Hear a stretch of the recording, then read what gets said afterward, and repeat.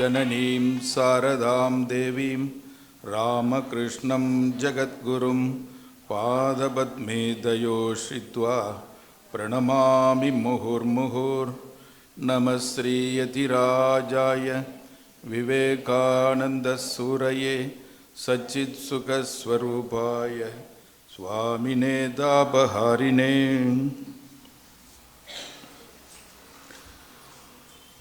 நமது அன்னையினுடைய ஜெயந்தி நாளாகிய இன்று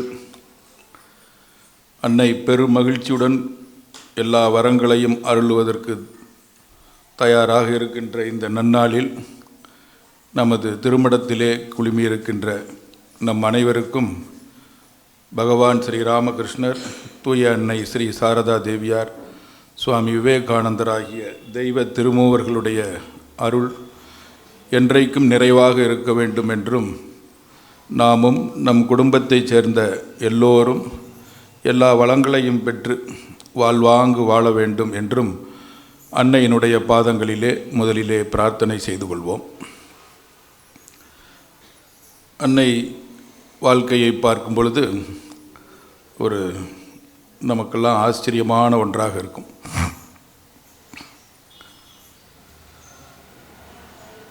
வங்காளத்தில் மத்தியான நேரம் சாப்பிட்டு முடித்த பின்னாடி எல்லோரும் அந்த நம்ம ஊரில் பான் அல்லது பீடா அப்படின்னு சொல்கிறோமே அந்த வெத்தலை பாக்கு போட்டுக்குவாங்க.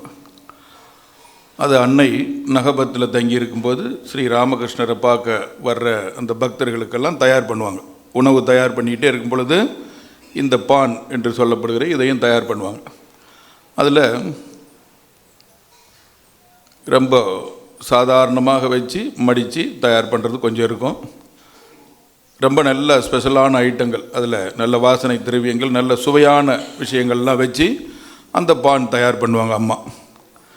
அப்போ பக்கத்தில் இருக்கிறவங்க கேட்குறாங்க, ஏன் ரெண்டு விதமாக தயார் பண்ணுறீங்க அப்படின்னு சொல்லும்பொழுது அம்மா சொல்லுவாங்களாம், அந்த சாதாரணமாக வச்சுருக்கிறது குரு மகாராஜிக்கு, மற்றபடிக்கு இந்த எல்லா நல்ல சுவையான விஷயங்களும் போட்டு பான் தயார் பண்ணி வைக்கிறது என்னை பார்க்க வர்ற பிள்ளைகளுக்கு அப்படிம்பாங்க.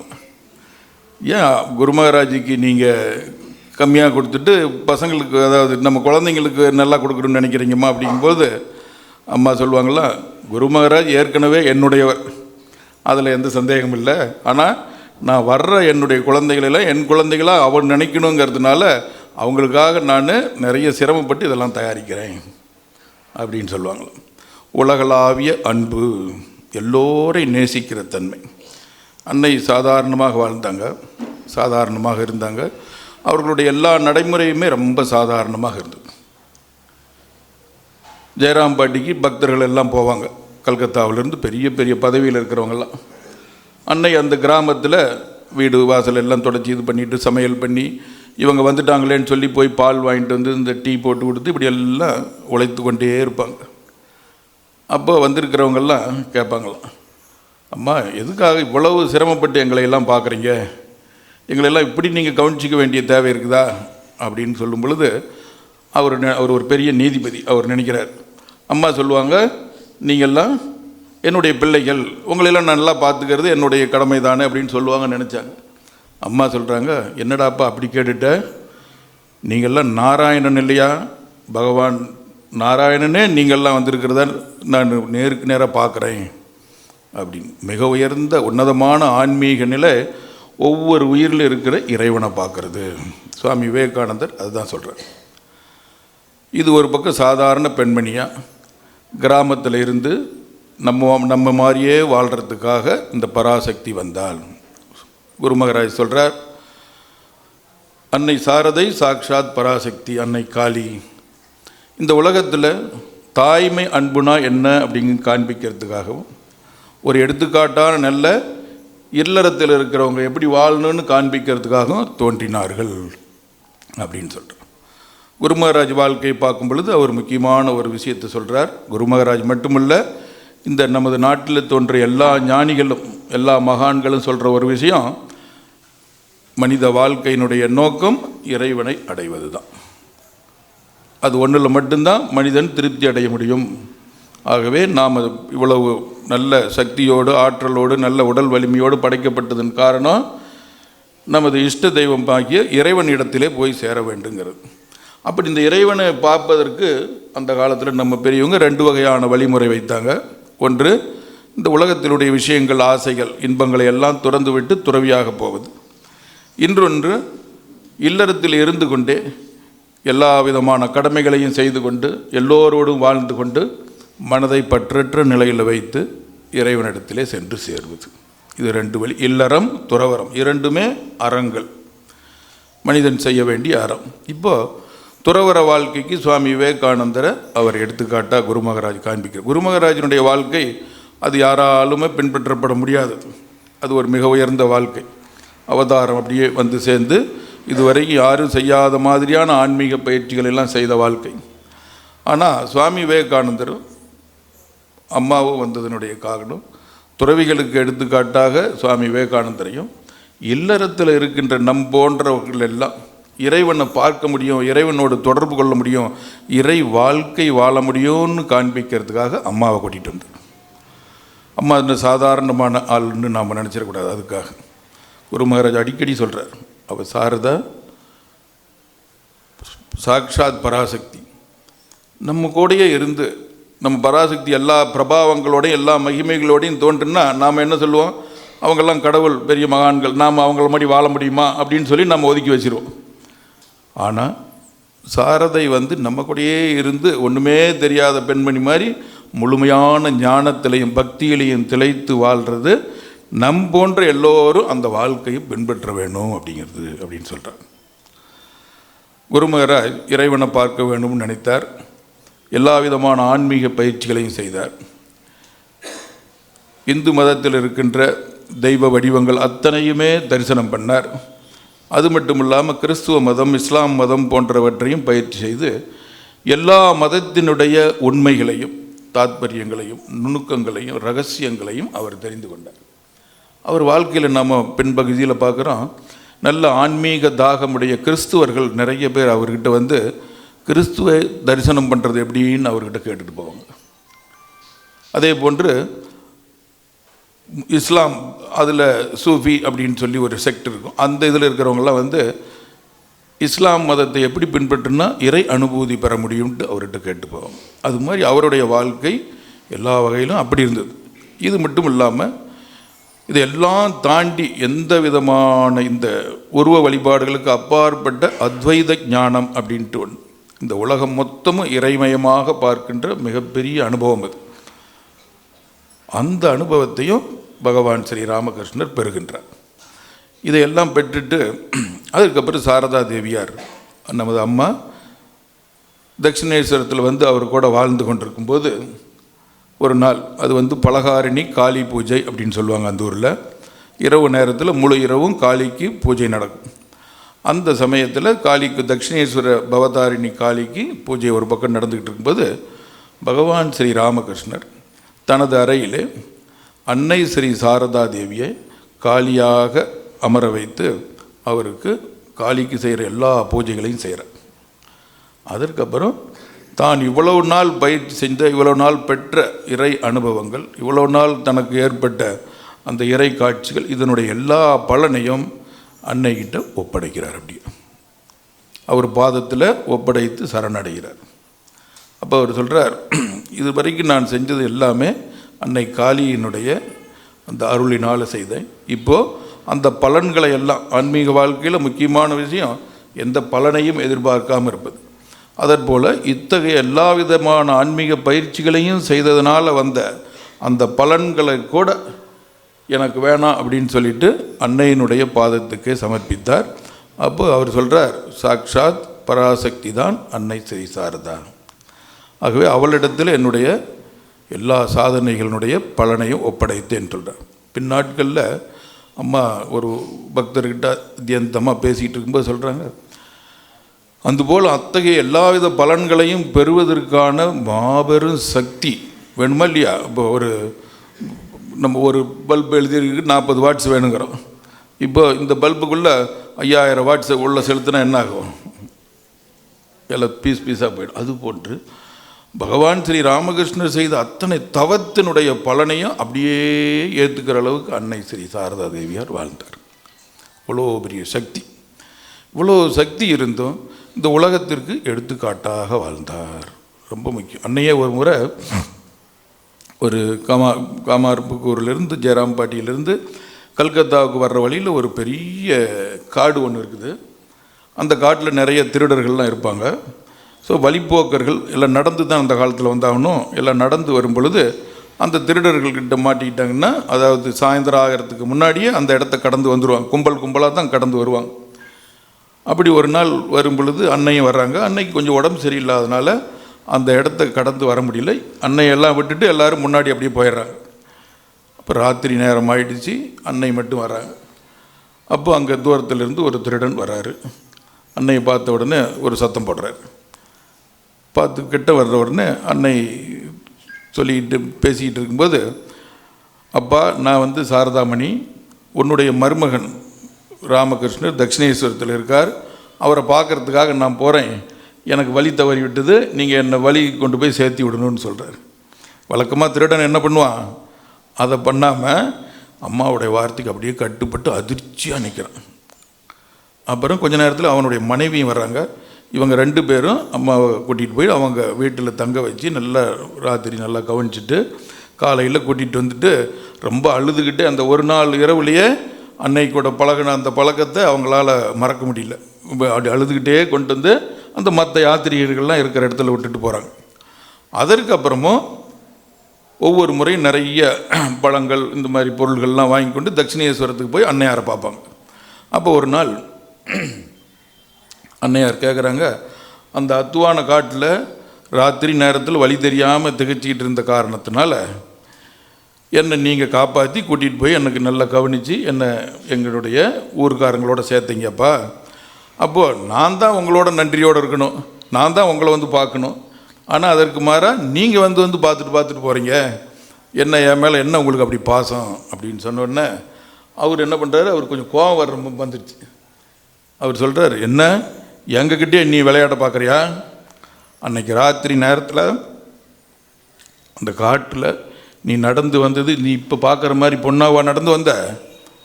காளியாக நடந்து வந்துக்கிட்டு இருந்த. எங்கள் இஷ்ட தெய்வம் காளியாக நீ வந்துக்கிட்டு இருந்த. உன்னை பார்த்துட்டு அதிர்ச்சியில் நாங்கள் நின்னமே, உனக்கு தெரியாதா? நீ யாருங்கிறத நாங்கள்லாம் படிக்காதவங்கிறதுனால என்கிட்ட மறைக்கிறியா நீ அப்படிங்கிற. சரி அப்பா, அப்படியே இருக்கட்டும், யாருக்கிட்டையும் இதை சொல்லாதீங்க அப்படின்னு. இப்படி அன்னை சாக்சாத் காளி. அதே சமயத்தில் இந்த உலகத்தில் எப்படி வாழணுங்கிறதுக்கு எடுத்துக்காட்டாக வாழ்ந்தேன். நம்ம போலவே தான் சின்ன குடும்பம், வசதி இல்லாத குடும்பம். ஆனால் பராசக்தி அதிலிருந்து மிகப்பெரிய பிரம்மாண்டத்தை நிகழ்த்தி காட்டுறாங்க. அன்னை இல்லறவாசியாக இருந்தாங்க. பெரிய ஆச்சரியம் என்னென்னா, நிறைய பேருக்கு சந்நியாசம் கொடுத்தாங்க. அவர் வாழ்க்கையில் அவர் எப்படி சந்நியாசம் கொடுக்கறதுல அதிசயம் நடந்திருக்குது. அதே போல் அன்னை நமக்கு தெரியும் கன்னியாக இருந்தாங்க. குழந்தைகள் அவங்களுக்கு இல்லை. ஆனால் இன்றைக்கி இத்தனை லட்சம் பேர் அவங்கள அம்மான்னு கூப்பிட்றாங்க. இது ஒரு பெரிய ஆச்சரியம். ஒரு நாள் ஜெயராம்பாடி அம்மாவோட வீட்டில் இருக்கும் பொழுது காலையில் குரு மகாராஜ் ஒரு பக்கம் இருக்கிறாரு. நமது அம்மாவுடைய அம்மா ஷியாம சுந்தரி தேவி அப்படியே தனக்குள்ளே பேசிக்கிறாங்க. சாரதாவுக்கு கல்யாணமாகி 2-3 வருஷம் ஆயிடுச்சு, இன்னும் அவருக்கு ஒரு குழந்தை பிறக்கலை. நம்ம ஊர்லெலாம் சொல்கிறோம் இல்லையா, அந்த மாதிரி பேசிக்கிட்டு இருக்கிறாங்க கவலையோடு. அதை பார்த்த உடனே குரு மகாராஜ் மெதுவாக அவங்க அந்த அம்மா கிட்ட நின்று, அத்தை நீங்கள் ஒரு கவலையும் பட தேவையில்லை. உங்கள் சாரதாவுக்கு 1 குழந்தை 2 குழந்தையெல்லாம் கிடையாது, ஆயிரக்கணக்கான குழந்தைகள் அவளை கூப்பிடுவாங்க. அம்மா அம்மா அம்மா அம்மான்னு கூப்பிடுவாங்க.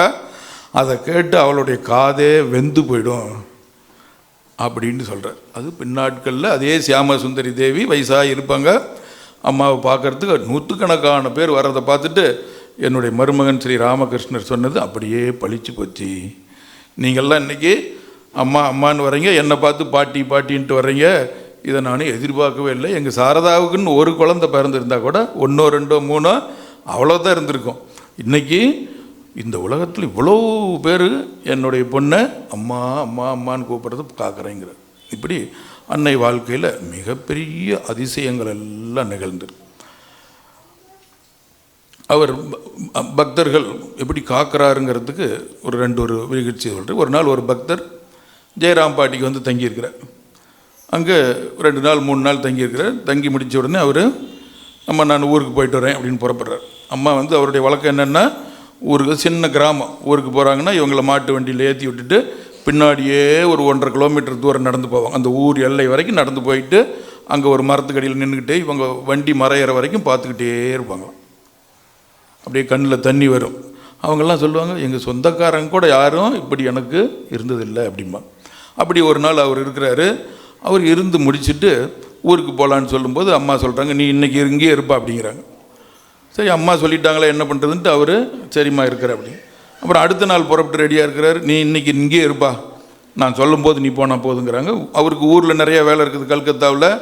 அப்படியே இருக்கிறார். அதுக்கப்புறம் 3 நாள் கழிச்சுட்டு இப்போ நீ புறப்பட்டு போயிட்டு வாங்குறாங்க.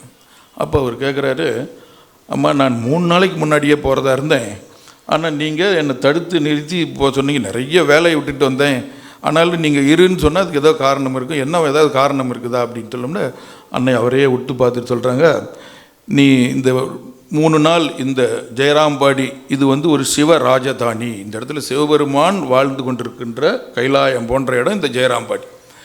இந்த இடத்துல இருந்து அன்னைக்கு போயிருந்தீங்கன்னா அதுக்கப்புறம் நீ உயிரோடு இருந்திருக்க மாட்டேன். உன்னுடைய விதி அது போல் இருந்தது. அது தெரிஞ்சதுனால நான் உன்னை தடுத்து ஆட்கொண்டு நீ இந்த இடத்துல இருந்துட்டு போன, இனிமேல் உனக்கு பயம் இல்லை அப்படின்னு சொல்லிட்டு இப்படி அன்னை காத்து அருள் இருக்கின்றார். எல்லா பக்தர்களையும் காக்கிறதுக்கு தயாராக இருக்கு. நம்பிக்கையோடு அவர்கிட்ட யார் பிரார்த்தனை பண்ணுறாங்களோ, நம்பிக்கையோடு அவரிடத்துல யார் வேண்டுதலை வைக்கிறாங்களோ அவரை எப்பவும் அன்னை காத்து கொண்டே இருப்பார். அன்னையோட அந்த அன்பு பிரவாகம் அது எப்படி இன்னொரு வகையில் பார்க்கணுன்னா, குரு மகாராஜ் சொல்கிறார், அன்னை சாரதை உலகத்திற்கு ஞானத்தை கொடுப்பதற்காக வந்திருக்கிறாள்னு ஒரு வார்த்தை சொல்வார். அப்படின்னா என்ன அர்த்தம்னா, சாதாரண உலக வாழ்க்கையில் நம்மளுடைய கஷ்டங்கள், நம்மளுடைய வேதனைகள், நம்மளுடைய துன்பங்களை எல்லாம் அன்னை நம்ம காத்து அருள்வார், நமக்கு எப்பவும் துணையாக இருப்பார் அப்படின்னு ஒன்று. இதை தவிர ஒவ்வொரு மனிதருக்குமான ஆன்மீக வாழ்க்கை ஒன்று இருக்கும். இந்த நம்ம சொந்தங்கள் எல்லாம் ஒரு முடிவுக்கு வரும் பொழுது நாம் அடுத்த கட்டம் என்ன பண்ணுறதுன்னு தெரியாமல் வாழ்க்கையில் திகைச்சு இருக்கும்போது அந்த சமயத்தில் நமக்கு ஒரு உதவி தேவைப்படும். எல்லோருக்கும் அது தேவைப்படும். நாம் இப்போ குடும்பத்தில் இருக்கிறோம், குடும்பத்தில் குழந்தைகள் இருக்கிறாங்க, பிள்ளைகள் இருக்கிறாங்க, மருமகள் மருமகன் இருக்கிறான், பேர குழந்தைகள் எல்லாம் வருவாங்க. இப்படி எல்லாம் போயிட்டு இருக்கும்போது இவங்கெல்லாம் அவர்களுடைய வாழ்க்கையை ஒரு கட்டத்தில் பார்த்துக்கிட்டு அவங்கவுங்க போயிட்டே இருப்பாங்க. நாம் எப்படி நம்ம வந்துடுறோமா இல்லையா, நம்ம பெரியவங்களை கொஞ்சம் கொஞ்சம் விட்டு விலகி வர்றோமா இல்லையா, அதே மாதிரி. அப்போது நமக்கு கடைசியாக இருக்கின்ற உறவினர் யார், நமக்கு எப்பவும் துணையாக இருக்கின்றவர் யார் அப்படின்னு பார்க்கும் பொழுது அது பகவான் ஒருத்தர் தான். அந்த சமயத்தில் நமக்கு பகவான் மட்டும்தான். மீதி எல்லாருமே நம்ம கூட இருப்பாங்க, நம்ம சொல்கிறதெல்லாம் கேட்டுக்குவாங்க, நமக்கு மருந்து மாத்திரை வாங்கி கொடுப்பாங்க. ஆனாலும் நம்ம எதையும் இவங்களையெல்லாம் தாண்டி ஏதோ ஒரு பெரிய விஷயத்துக்கு ஏங்கும், துடிக்கும். அது யாருன்னா நம்ம பகவான். அப்படி இருக்கும்போது அந்த வழியை காண்பிப்பதற்கு அன்னை குருவாக இருக்கின்றார். ஸ்ரீ ராமகிருஷ்ணர் சொல்கிறாரு, நீ குருவாக வேண்டும்ட்டு. அப்போ அவர் சொல்கிறார், இல்லை நான்லாம் அப்படி இருக்க முடியாது, நான் ஒரு சாதாரண பெண்மணி அப்படிங்கிறாங்க. நீ சாதாரண பெண்மணியா, நீ பராசக்தி, நீ எல்லோரையும் காத்தருள வேண்டும். யாரெல்லாம் ஆன்மீக வாழ்க்கைக்கு முயற்சி செய்கிறாங்களோ அவர்களுக்கு குருவாக இருக்க வேண்டும்னு சொல்கிறார். அது போகும்போது அன்னை வருங்காலத்தில் நிறைய பேருக்கு மந்திர தீட்சை கொடுத்து குருவாக இருக்கிறார். உங்களுக்குலாம் நிறைய பேர் இதில் மந்திர தீட்சை வாங்கியிருப்பீங்க. அந்த மந்திர தீட்சை வாங்கிட்டு குருநாதர் சொல்கிற அந்த மந்திரத்தை இடைவிடாமல் உச்சரிக்கும் போது மனசில் தெளிவு பிறந்து இறைவனுடைய அருள் காட்சி எல்லாம் கிடைக்கும். அந்த மாதிரி குருவாக அன்னை சாரதா தேவியார் இருக்கிறார். அப்போது ஒவ்வொரு நாளும் வாசலில் நின்று பார்ப்பாங்களாம். ஒரு 11 மணி ஆச்சுன்னா, இன்றைக்கி யாரும் மந்திர தீட்சை வாங்கிறதுக்கு என் பிள்ளைகள் யாரும் வரலையே. இந்த மந்திர தீட்சை வாங்கிறதுல முக்கியமான ஒரு விஷயம், அந்த எப்போ தீட்சை கொடுக்குறாங்களோ அப்போ அந்த குருவானவர் இந்த சீடனுடைய எல்லா விதமான முற்பிறவி வினைகளையும் பாவங்கள் நாம் சொல்கிறது எல்லாத்தையும் அவர் கிரகிச்சுக்குவார். அதுவும் அம்மாவை பற்றி சொல்லவே தேவையில்லை, மொத்தத்தையும் அவங்க எடுத்துக்குவாங்க. அப்படி எடுத்துக்கிட்டு அன்னைக்கு நைட்டு பூரா கதறி அழுவாங்க. என்னென்னா உடல் வலி தாங்க முடியாது, பாதங்கள்லாம் எரியும், உடம்பெல்லாம் எரியும். ஏன்னா அந்த சீடருடைய பல பிறவி பாவங்களை அவங்க எடுத்துக்கிட்ட காரணத்தினால. அப்போது எல்லாம் கங்கை தண்ணி அம்மா மேலே போட்டு தேய்ச்சி விட்டுட்டு அப்புறம் தான் தூங்க போவாங்க. ராத்திரி 1 மணி 2 மணி ஆகிடும் என்னைக்கு தீட்சை கொடுக்குறாங்களோ. அப்போது அன்னை வெளியில் வாசலில் இப்படி கையை வச்சு பார்ப்பாங்களே, இன்றைக்கி என் பிள்ளைகள் யாருமே தீட்சை வாங்கிறதுக்கு வரல. எப்படிப்பட்ட ஒரு ஏக்கம் அது. அப்படி தெய்வமாக வாழ்ந்தாங்க.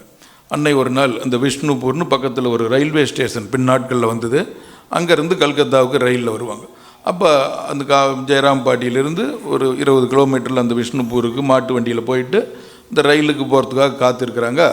அப்போது ஒரு போர்ட்டர் அங்கேருந்து வரார், ஒரு சுமை தூக்குற தொழிலாளி. அவர் அம்மாவுக்கு நிறைய நமஸ்காரம் பண்ணிவிட்டு சொல்கிறாரு, அம்மா நான் உங்ககிட்ட மந்திர தீட்சை வாங்கிட்டு என்னுடைய பிறவி பயன்பெறணும்னு நினச்சேன். நானும் பகவான் மேலே பக்தி வரும்னு நினச்சேன். ஆனால் என்னுடைய குடும்ப சூழ்நிலையும் என்னுடைய வேலை பழுவும் நான் நீங்கள் பக்கத்தில் இருந்து உங்களை பார்த்து உங்கள் கூட ஒரு நாள் தங்கி இருந்து மந்திர தீட்சை வாங்க முடியாத மாதிரியான நிலைமையில் இருக்கிறேம்மா அப்படின்னு சொல்லி அழுகுறார் ரொம்ப ஸ்ரத்தையோடு. அம்மா அப்போ சொல்கிறாங்க, அதுக்கு என்ன கவலைப்படாத, உனக்கு நான் ஏற்பாடு பண்ணுறேன். உங்களுக்குலாம் தெரியும், மந்திர தீட்சை நீங்கள் நிறையா வாங்கியிருக்கிறீங்க, அது ஒரு பெரிய ப்ரொசீஜர். 1 மணி நேரம் 2 மணி நேரம் ஆகும். குருநாதர் தட்சிணை அது இது அப்புறம் அவருடைய இன்ஸ்ட்ரக்ஷன் இவ்வளோ நிறைய இருக்கும். அம்மா சொல்கிறாங்க வா அப்படின்னு சொல்லிவிட்டு பக்கத்தில் வைக்கோல்லாம் இருக்குது, அதெல்லாம் எடுத்து போட்டு 2 பேரும் நீ முன்னாடி உட்காரு அப்படின்னு உட்கார வச்சுட்டு அந்த இடத்துல மழை பெஞ்சு கொஞ்சம் தண்ணி தேங்கி இருக்குது. அந்த தண்ணியை ஒரு பாத்திரத்தில் எடுத்து வச்சு அப்புறமா ஆச்சமனம் அந்த இதெல்லாம் பண்ணி முடிச்சுட்டு அந்த ரயில்வே ஸ்டேஷன்லேயே அந்த பக்தருக்கு மந்திர தீட்சை கொடுக்குறேன். அப்போது மந்திர தீட்சை கொடுக்குற குருங்கிற முறையெல்லாம் தாண்டி அம்மா அப்படி அம்மா ஒரு முறை ரொம்ப உடம்பு சரியில்லாமல் படுத்து மயங்கி இருக்கிறாங்க. எல்லாரும் சொல்கிறாங்க அவர் ஏதோ மருந்து கொடுத்து எல்லாம் கூப்பிட்டு பார்க்குறாங்க. அப்படியே சலனம் இல்லாமல் ரொம்ப நேரம் அரை நாள் இருக்கிறாங்க அப்படி. அப்போ ஒரு பக்தர் அம்மாவை இப்படிலாம் கூப்பிட்டிங்கனாலாம் அவங்க எழுந்திரிக்க மாட்டாங்க, இப்போ நான் கூப்பிட்றேன் பாருன்ட்டு, அம்மா எனக்கு பசிக்குது அப்படிங்கிறார். உடனே அம்மா கண் விழிச்சு இதை வர்றேன்ப்பா சாப்பாடு போடுறேன் உனக்கு அப்படிங்க. அப்போ உள்ளே எங்கே இருந்தாலும் அந்த அம்மா திரும்ப திரும்ப சொல்கிறாங்க, உனக்கு யார் இருக்கிறாங்களோ இல்லையோ அம்மான்னு நான் ஒருத்தர் இருக்கிறத நீ மறந்து விடாத. உனக்கு எப்பெல்லாம் ஆபத்தோ அப்போ என்ன கூப்பிட்டு பார் அப்படின்ட்டு. இது சம்பந்தமான ஒரு நிகழ்ச்சியை நான் நேரில் பார்த்த நிகழ்ச்சி சொல்ல. மதுரையில் இசைக்கு முத்துன்னு ஒரு பக்தர், ரொம்ப சாதாரணமான ஒரு பேட்டரி கம்பெனியில் வேலை செஞ்சுக்கிட்டு இருந்தவர். அவர் பகவான் ஸ்ரீ ராமகிருஷ்ணர் மேலே நல்ல பக்தி உடையவர். அவர் அன்னை ஸ்ரீ சாரதா தேவி பக்த சபைன்னு வச்சு ஒரு 25-30 ஆண்டுகளாக 400-500 பக்தர்களை கூப்பிட்டு ஒரு நாள் அம்மாவோட ஜெயந்தி கொண்டாடுவார். அன்னையார் மேலே அவ்வளவு பக்தி. நான் சொல்கிறது 1998. அப்போ இந்த ஃபோனுக்குன்னு எதுவும் வரல. அவர் தன்னுடைய வேலை விஷயமாக மதுரையிலேருந்து திருநெல்வேலிக்கு போயிட்டார். அங்கே இருக்கிறார், இதை ஒரு கடைக்கு கலெக்ஷனுக்கெல்லாம் போயிட்டு. அவருடைய மனைவிக்கு அப்பொழுது பிரசவ வலி வந்துடுது. அவரை கொண்டு போய் கவர்மெண்ட் ஜிஹெச்சில் சேர்த்துறாங்க. ஜிஹெச்சில் சேர்த்துன உடனே அம்மாவுக்கு பல்வேறு கோளாறுகள் காரணமாக டாக்டர்கள்லாம் அவங்களுக்கு மருத்துவம் பார்க்குறதுக்கு கொஞ்சம் திகைச்சு போய் நிற்கிறாங்க, என்ன ஆக போகுதுன்னு தெரியலையான்ட்டு. இவர் அங்கே எங்கேயோ திருநெல்வேலியில் சுற்றிட்டு இருக்கார். இவருக்கும் அவங்க மனைவிக்கும் அடிக்கடி சண்டை வரும். நமக்கும் எல்லோரும் வருது இல்லையா, அந்த மாதிரி கணவன் மனைவி சண்டையில் அவர் அந்த அம்மா என்ன சொல்லுவாங்க, நீ அடிக்கடி நீ சாரதா தேவின்னு இங்கே அங்கே போயிடுறீங்க, வீட்டுக்கு 10 பேரை கூப்பிட்டு வந்து பூஜை பண்ணி சாரதா தேவின்னு பிரசாதம் கொடுத்து இப்படிலாம் பணத்தை வேஸ்ட் பண்ணுறீங்க, இப்படிலாம் திட்டிக்கிட்டே இருப்பாங்க. அப்போ அவர் சொல்கிறது என்னுடைய அம்மா பேரில் உனக்கு நம்பிக்கை இல்லை, ஆனால் நான் ஒரே ஒரு வார்த்தை சொல்கிறேன், நீ என்ன எவ்வளோ ஒன்றாலும் திட்டிக்கோ, உனக்கு எப்பயாவது ஆபத்துன்னு வந்ததுன்னா நீ எங்கள் அம்மா பேரை சொல்லு, அது உன்னை காப்பாற்றுதா இல்லையான்னு பாரு அப்படின்னு. ஸோ இந்த அம்மா பிரசவ வழியில் துடிக்கிறாங்க. எல்லோரும் ஒரு விதமாக என்னாக போகுதுன்னு தெரியல. அப்போ இந்த அம்மாவுக்கு திடீர்னு ஞாபகம் வந்தது, வீட்டுக்காரர் சொன்னார், வீட்டுக்காரர் எங்கேயோ இருக்கிறார் சொன்னார் அப்படின்னு சொல்லிட்டு, அம்மா சாரதா அம்மா என்னை காப்பாற்று, அம்மா சாரதா அம்மா என்னை காப்பாற்றுன்னு தொடர்ந்து சொல்லிக்கிட்டே வர்றாங்க. அதுக்கப்புறம் பார்த்தா சுகப்பிரசவமாக வந்துடுது அப்படின்ட்டு அந்த அம்மாவுக்கு இவரை விட அதிகமான பக்தி வந்துடுச்சு. நான் ஒரு முறை அவங்க வீட்டுக்கு போயிருந்தப்போ அவருடைய வீட்டில் ஒரு டிவி, அதில் அந்த காலத்தில் இல்லை, ஒரு சின்ன டிவி வச்சுருந்தார். பக்கத்தில் ஒரு போர்டு எழுதி வச்சுருந்தார், காலை 8 மணிக்கு மேல் டிவி பார்க்கக்கூடாது, யாராவது விருந்தினர்கள் வந்தால் டிவியை ஆஃப் செய்ய வேண்டும், இப்படின்னு பெரிய ரூல்ஸ் ரெகுலேஷன் எழுதி வச்சுருந்தார். அவருக்கு 2 பசங்க, 2 பேருக்கும் இப்போ பெரிய பெரிய ஆளுகளாக இருக்கிறாங்க. அப்போ அந்த அம்மா நான் கேட்டேன், எப்படி நீங்கள் டிவிலாம் கொண்டு வந்திருக்க மாட்டிங்களே அப்படின்னு. அப்போ அந்த அம்மா சொன்னாங்க, இவருக்கும் எனக்கும் ஒரு போட்டி வந்தது, அதாவது நான் பிள்ளைங்கள்லாம் பெருசாகிட்டு இருக்கிறாங்க, டிவி பார்த்தா நல்லதுன்னு நான் விரும்பினேன், ஆனால் இவர் டிவி வீட்டுக்குள்ளேயே வரக்கூடாதுன்னு சொன்னார்.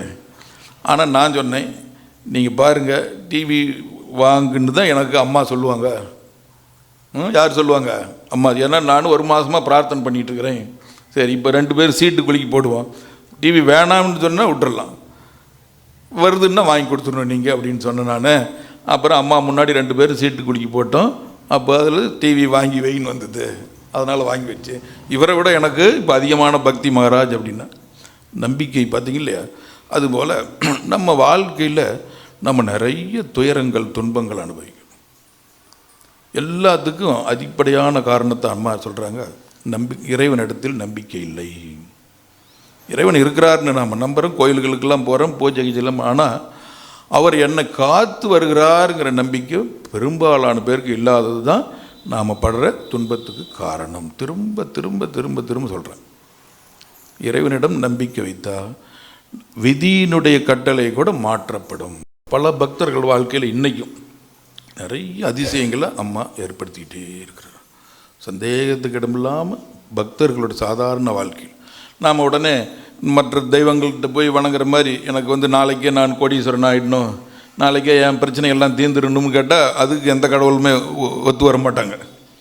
ஆனால் நம்ம கூட இருப்பாங்க, நம்ம கூட இருந்து நமக்கு அனுசரணையாக ஆதரவாக அன்போடு இருப்பாங்க. நாம் ஒரு நம்பிக்கையாக இருக்கும்.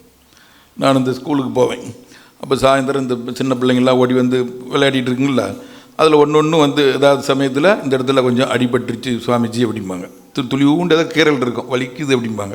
நான் அந்த இடத்துல கொஞ்சம் நேரம் இப்படி பிடிச்சிட்டு இப்போ வலிக்கல இல்லைன்னா வலிக்கல, வலியெல்லாம் சரியாக வச்சுப்பாங்க. ரைட், அவ்வளோதான். இப்போ அந்த குழந்தைக்கு ஒரு பெரிய நம்பிக்கை.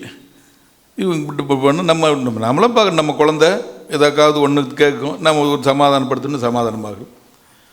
ஒரு துன்பத்தில் இருக்கும் பொழுது கூட நம்ம அம்மா இருக்குதுன்னு சொல்லி மடியில் உக்காந்துக்கிட்டு அப்படியே தலை சாத்தி தூங்குச்சுன்னா எல்லா கஷ்டமும் தீரும் இல்லையா? இப்போ நாம் ஏன் அந்த மாதிரி குழந்தையாக மாற மாட்டேங்கிறோங்கிறது ஒரு பெரிய அதிசயம். குழந்தைக்கு இப்போ எந்த ஆபத்து வந்தாலும் என்ன பண்ண, உடனே அம்மாக்கிட்டேயோ அப்பாக்கிட்டேயோ ஓடி வரும். எந்த கவலை வந்தாலும் உடனே சொல்லும். எந்த சந்தோஷம் வந்தாலும் என்ன பண்ணோம், உடனே ஓடி அம்மா இன்றைக்கி எனக்கு எங்கள் ஸ்கூலில் சயின்ஸ் எக்ஸிபிஷன் வச்சுருந்தாங்க, எங்களுடைய மிஸ் இப்படி பண்ணாங்க, நாங்களாம். பிகாஸ் அதுக்கு தெரிஞ்சது ஒரே ஒரு ஆள், யார்? அம்மாவோ அல்லது அப்பா. இப்போ நாம் யார்? நமக்கு எல்லா உறவினர்களும் இருப்பாங்க. எல்லா உறவினர்களும் கொஞ்சம் சொத்து பத்துலாம் பிரிக்காத வரைக்கும் நல்லா இருப்பாங்க. என்றைக்காவது நாம் பார்ட்டிஷன் பண்ண ஆரம்பித்தோம்னா எல்லா சொந்தங்கள் எல்லாம் வெவ்வேறு மாதிரி ஆகி போயிடுவாங்க. இப்போ நாம் அந்த சிறு குழந்தையாக மாறுவதற்கு தயாராக இருக்கும். இந்த சிறு குழந்தையாக மாறாததற்கு நமக்கு என்ன பெரிய தடையாக இருக்குது? நம்ம இறைவன்கிட்ட, நம்ம இஷ்ட தெய்வத்துக்கிட்ட, நம்ம அன்னை சாரதா தேவியர்கிட்ட ஏன் நம்மால் நெருங்கி போய் இப்போ ஒரு குழந்தை மடியில் உட்காருது, அம்மா மாரில் தலை சாய்ச்சிக்குது, அம்மா அதுக்கு கட்டி பிடிச்சி அரவணைச்சி உச்சி மோந்து இதெல்லாம் பண்ணுறாங்க. இதெல்லாம் ஏன் நமக்கு நம்ம வாழ்க்கையில் ஏன் நடக்க மாட்டேங்குது? ஏன் இறைவன் மேலே நாம் அந்த மாதிரி அன்பு செலுத்த மாட்டேங்கிறோம்? அதுக்கு முக்கியமான காரணம் நான் நான் நான் என்ற அகங்காரம். நாம் பெரியவங்களாயிட்டோம், நான் இந்த பொசிஷனில் இருக்கிறேன், நான் இந்த பதவியில் இருக்கிறேன், நான் இவ்வளோ சம்பாதிக்கிறேன், இதுதான் நம்மளுடைய ஐடென்டிஃபிகேஷனாக மாறி போச்சு. அது இல்லாமல் நான் இறைவனுடைய குழந்தை, நான் இந்த உருவம் தான் பெருசாகிட்டே போகுது, மற்றபடி நான் யார்? இறைவனுடைய குழந்தை. அந்த எண்ணம் இருந்ததுன்னு நாம் என்ன பண்ணுவோம்? ஒரு துன்பம் வரும்போது, அம்மா எனக்கு ஒரு கஷ்டம் வந்திருக்குது, நீ காப்பாற்ற மாட்டியா, ஒன்று தானே நான் நம்பியிருக்கிறேன் அப்படின்னு ஓடி போய் நம்ம சொல்லலாம். அது வருதா? மனசுக்கு வரல, நாமளே சமாளிச்சுக்கலாம், பார்த்துக்கலாம். அந்த காலத்துலலாம், அந்த காலம்னா ஒரு 30-40 வருடங்களுக்கு வீட்டில் யாராவது உடம்பு சரியில்லாமல் படுத்து கிடப்பாங்க, அவர் பிழைப்பாரா என்னன்னு தெரியாது. அப்போ என்ன பண்ணாங்க, வீட்டில் இருக்கிற பெரியவங்கள்லாம் இந்த அம்மனுக்கு அந்த அம்மனுக்கு இந்த தெய்வத்துக்கெல்லாம் வேண்டிக்குவாங்க. இப்போ ஒரு பிழைச்சி வந்தால் உங்ககிட்ட கூட்டிகிட்டு அங்கே பிரதட்சணம் பண்ண வச்சு மொட்டை அடித்து இந்த மாதிரி எல்லாம் உங்களுக்கு நேர்த்தி கடன் பண்ணுறேன்ட்டு அவர் பொழைச்சி வந்துடுவார். இதெல்லாம் நாங்களே கண்கூடாக பார்த்தோம். இன்றைக்கி யாராவது அப்படி பண்ணுறாங்களா? யாரும் பண்ணுறது. ஏனென்றால் இந்த நவீன படிப்பு நமக்கு இறைவன் மேலே இருக்கிற நம்பிக்கையை தகர்த்து விட்டது. குரு மகாராஜ் ஒரு முறை வேடிக்கையாக நரேந்திரர் விவேகானந்தர்கிட்ட கேட்குறாரு, நரேன், அதாவது நம்ம ஊரில் இருக்கிற இந்த ஆளுங்களில் எவ்வளோ பேருக்கு கடவுள் பக்தி இருக்குதுன்னு நினைக்கிறேன் அப்படிங்கிறார். அப்போ சாமிஜி சொல்கிறார், எல்லாருக்குமே தான் இருக்குது, எல்லோரும் கோயிலுக்கு போகிறோம், எல்லோரும் சாமி கும்பிட்றோம், எல்லோரும் ஏதாவது வாட்ஸ்அப்பில் ஸ்டேட்டஸ் வச்சு பார்த்துக்கிட்டு இருக்கிறோம், என்ன பண்ணிட்டு தான் இருக்கிறோம், எல்லாருக்கும் தானே பக்தி இருக்குதுன்னு நரேன் சொல்கிறார். அப்போ குருமாராஜ் சொல்லுவார், ஒரு பயலுக்கும் கிடையாது, இவனுங்களாம் ஏமாத்துக்காரனுங்க, என்ன இப்படி சொல்கிறீங்க, எல்லாம் எவ்வளோ தெய்வத்தை வழங்கிட்டு இருக்கிறாங்களே அப்படின்னா, குருமாராஜ் சொல்கிறார், ஒரு அறை ஒன்று இருக்குது, அந்த அறையில் அந்த ரூம் நிறைய கோல்டு இருக்குது, தங்கம் இருக்குது, நாம் பக்கத்தில் இப்படி உட்காந்துருக்குறோம், பேசாமல் இருப்போமா? என்ன பண்ணி அந்த தங்கத்தை எடுக்க முடியும்? இந்த பக்கம் உடைக்கிறதா அந்த பக்கம் உடைக்கிறதான்னு எப்படி துடிப்போம் இல்லையா? ஆனால் இவங்களை பாரு, பகவான் இருக்கிறாரு, பகவானால் செய்ய முடியாத எந்த அதிசயமுமே இல்லை, எதுவுமே கிடையாது, எல்லாம் தெரிஞ்சிருக்கிறாங்க பகவானால். ஆனால் இவ்வளவு அந்த பகவான் யாருன்னு யாருமே தேட மாட்டேங்கிறாங்க. பார்த்தியா, நாம் குரு மகாராஜ் சொல்வார், ஒரு பெரிய தோட்டம் இருக்குது, அழகாக இருக்குது, அதில் எல்லா விதமான செடி கொடிகள் மலர்கள் மரங்கள் புல்வெளி இப்படி எல்லாம் இருக்குது. அதை நாம் எல்லாம் பார்த்துக்கிட்டே வந்து சூப்பராக இருக்குது அருமையாக இருக்குது அப்படின்னு பார்த்துக்கிட்டே வர்றோம். ஆனால் இதெல்லாம் யார் வச்சாங்கன்னு நாம் எப்போவுமே தேடுறது கிடையாது. அதுபோல் குரு மகாராஜ் சொல்கிறார், இந்த உலகத்தில் இவ்வளோ விஷயங்கள் நடக்குது, இதுக்கெல்லாம் பின்னணியில் யார் இருக்கிறான்னு யாருமே தேட மாட்டேங்கிறாரு. எல்லாரும் இறைவனுடைய ஐஸ்வர்யங்கள், இறைவனுடைய செல்வங்கள், இறைவனுடைய அவர்கிட்ட இருந்து வரம் வரம் வேணும்னு எல்லாம் கேட்குறாங்களே ஒழிய அவரை யாருமே கேட்க மாட்டேங்கிறாங்க.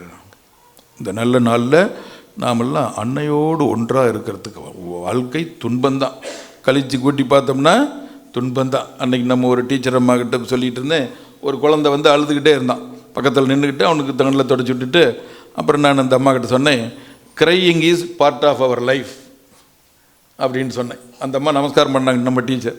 அதுக்கு அந்த அம்மா சொல்கிறாங்க, most of the time that only happens அப்படின்னாங்க. அது மட்டும்தான் வாழ்க்கையில் பெரும்பாலும் நம்ம ஏதாவது கவலை வேதனை துன்பம் இது எதிர்பார்ப்பு, அது நடக்குதா நடக்கலையா பரபரப்பு இப்படியே போகுது. இன்னொரு 50 வருஷத்துக்கு முன்னாடியாவது மக்கள் எல்லாம் கொஞ்சம் திருப்தியாக சந்தோஷமாக இருந்தாங்க. இன்றைக்கி யாராவது சந்தோஷமாக இருக்கிறோமா? யாராவது கை தூக்குங்க பார்க்கலாம். நல்ல மகிழ்ச்சியோடு சந்தோஷமாக எந்த கவலையும் எல்லாம் இருக்குன்ட்டு எல்லாமே நமக்கு இருக்குது. எது இல்லை? வீடு இருக்குது, வாசல் இருக்குது, கணவர் இருக்கிறாங்க, மனைவி இருக்கிறாங்க, குழந்தைகள் இருக்கிறாங்க, பணம் கொஞ்சம் வாழ்கிறதுக்கு இருக்குது, எல்லாமே இருக்குது. ஆனால் யார் மனசுலேயும் கொஞ்சம் கூட அமைதி இல்லை. உலகத்தில் பார்த்திங்கன்னா இந்த நாடு அந்த நாடு சண்டை போட்டுக்கிட்டு ஒருத்தனை அடித்து கொண்டுக்கிட்டே இருக்கிறாங்க. இந்த உள்ளூரில் பார்த்திங்கன்னா நம்ம இந்த அரசியல்வாதிகளும் அரசாங்க ஊழியர்களும் நம்மளை எல்லாம் பிடிச்சி நசுக்கி கொன்று ரத்தத்தை உறிஞ்சிக்கிட்டே இருக்கிறாங்க. வீட்டுக்குள்ளே பார்த்திங்கன்னா அண்ணன் தம்பி அக்கா தங்கச்சி கணவன் மனைவி பையன் அப்பா சண்டை சண்டை சண்டை. ஒருத்தர் தனிப்பட்ட மனசுக்குள்ளே பார்த்திங்கனாலும் எந்த அமைதியுமே இல்லை. இத்தனை கடவுள்கள் இருக்கிறாங்க, இத்தனை வித கோயில்கள் இருக்குது, இத்தனை வழிபாட்டுகள் முறைகள் இருக்குது, ஆனால் யாருக்கும் அமைதி இல்லை. ஏனென்றால் நாம் கடவுள்னு ஒருத்தர் இருக்கிறத நம்புவதில்லை. ஆகவே இந்த அம்மாவுடைய பிறந்த நாளில் நாம் ஒரு உறுதி எடுத்துக்கிறோம். என்னென்னா, பகவான் எனக்கு என்னென்னலாம் கொடுத்துருக்கிறாரோ அதில் நான் திருப்தியாக சந்தோஷமாக வாழ்வேன். எதிர்பார்ப்பது மனுஷனுடைய இயல்பு, ஆனால் அது கிடைக்கலன்னு அதுக்காக வருந்த போவதில்லை. நமக்கு என்ன கிடைக்குமோ அதை யாராலும் கொஞ்சம் கூட கம்மி பண்ண முடியாது. நமக்கு என்ன வராதோ அதை யாராலும் கொஞ்சம் கூட கொடுக்க முடியாது. இதுதான் வாழ்க்கையினுடைய உண்மை. இறைவனை வணங்குகிறோம். இறைவனை வீட்டில் நம்மளுடைய குடும்பத்தில் ஒருத்தராக வச்சுருக்க பழகணும். அதுதான் ரொம்ப முக்கியமானது. பூஜை பண்ணி பூஜை அறையில் எல்லாம் நைவேத்தியம் பண்ணி பூ அது இதெல்லாம் வச்சு முடிச்சுட்டு அந்த கதவை சாத்திட்டு பழையபடி நம்ம நார்மலான வாழ்க்கை வாழக்கூடாது. இறைவனிடத்தில் சரணடைந்த வாழ்க்கை. இறைவன் எனக்கு தாயின் தந்தைமானவர். இறைவன் எங்கூட என்னுடைய இஷ்ட தெய்வம் அம்மா எங்கூட இருக்கிறாங்க. அவள் என்னை நல்லபடியாக காப்பாற்றிட்டு வரேன். எந்த பிரச்சனை வந்தாலும் என்னை காப்பாற்று. பிரச்சனை இல்லாமல் யார் இருக்கிறா? கடவுளுக்கே பிரச்சனை வந்ததா இல்லையா? ராமர் இருந்தார், 14 வருஷம் வனவாசம் போனார். கிருஷ்ணர் இருந்தார். அப்படி எல்லாரும் கஷ்டப்பட்டவங்க தான். குரு மகாராஜ் சுருக்கமாக சொல்லுவார், உடல் எடுத்து வந்தாலே துன்பம்தான். வாழ்க்கை கூட்டி கழித்து பாருங்கள், துன்பமாக இருக்கிற நேரம் தான் அதிகமாக இருக்கும். இந்த துன்பத்துக்குள்ள மனதில் சாந்தி, அமைதி, திருப்தி இது எப்படி வேணும்னா பகவான் தொடர்பில் மட்டும்தான். நாம் சிறு பிள்ளையாக மாறி அன்னையினுடைய மடியில் உட்காந்து நிம்மதியாக இருக்கிறதுக்கு பழக வேண்டும். அந்த அந்த பாவம் அந்த பக்தி வந்துருச்சுன்னா போதும். இன்றைக்கி காலையில் வேலையை விட்டு பிறகுறோமா, நமக்கு இஷ்ட தெய்வம் புறப்படும் போது இன்றைக்கி எல்லாம் நல்லபடியாக நடக்கிறதுக்கு அருள் புரிங்க. இன்றைக்கி எந்த சோதனை வந்தாலும் நீங்கள் கூட இருந்து எங்களை வழி நடத்துங்க. என் மனசு எந்த இடத்துலையும் சஞ்சலமாகாமல் என்னை காப்பாற்றுங்க. இப்படி ஒரு பிரார்த்தனை பண்ணிவிட்டு வந்து நம்ம கடமையை செஞ்சு தான் ஆகணும். அதே மாதிரி படுக்க போகிறதுக்கு முன்னாடியும் நம்ம இஷ்ட தெய்வத்தை வணங்கிட்டு படுக்கிற அந்த பழக்கமெல்லாம் வந்ததுன்னா நம்ம வாழ்க்கை நிம்மதி. இல்லை என்றால் எவ்வளவு பணம் வந்தாலும் நமக்கு அமைதி இருக்காது. உங்களுக்கெல்லாம் தெரியாது, நாங்கள் மடத்தில் இருக்கிறதுனால ரொம்ப பெரிய பெரிய பணக்காரங்கள்லாம் வந்து பார்ப்பாங்க. எதுக்கு பார்ப்பாங்கன்னா அவங்க கவலையை வேறு யாருக்கிட்டையுமே சொல்ல முடியாது. எல்லாம் சொன்னால் சிரிப்பாங்க. அவ்வளோ கவலையோடு வந்து எங்ககிட்ட தனியாக மகாராஜ் இவ்வளவு கவலை இருக்குது, குரு மகாராஜ்கிட்ட பிரார்த்தனை பண்ணி எங்களுக்கு கொஞ்சம் நிம்மதி கிடைக்கிறதுக்கு எங்களுக்கு அருள் புரியுங்கம்பா. அதனால் பணம் வந்தால் மட்டும் எல்லா வகையிலும் திருப்தி இருக்கலாம்னு நினச்சிருக்கூடாது. பணம் வேணும் கண்டிப்பாக. நமக்கு வர்றதை யாராலையும் தடுக்க முடியாது. அதில் உறுதியாக இருக்கணும். இறைவனை சார்ந்து வாழணும் எல்லா நிலையில். எப்படி அந்த சின்ன குழந்தை தனக்கு இன்பம் வந்தாலும் சரி துன்பம் வந்தாலும் சரி தன்னுடைய தாயை நாடி போகுதோ அதே போல் நாம் இருக்க பழகணும். குரு மகாராஜ் ஒரு உதாரணம் சொல்கிறார். அம்மா வீட்டில் சமையல் பண்ணிகிட்டு இருக்கிறாங்க. குழந்தைங்கள்லாம் குழந்தை விளையாட்டு பொருளோடு விளையாடிட்டு இருக்குது. கொஞ்சம் நேரம் ஆன உடனே விளையாட்டு பொருட்கள் மேலே இருக்கிற இன்ட்ரெஸ்ட் போனவுடனே என்ன பண்ணும், அம்மான்னு ஒரு கத்தும். அப்போ அடுப்பில் இருக்கிறது அவசர அவசரமாக இறக்கி வச்சுட்டு இந்த அம்மா ஓடி போய் நான் வந்துட்டேன்டான்னு அதை தூக்கும்.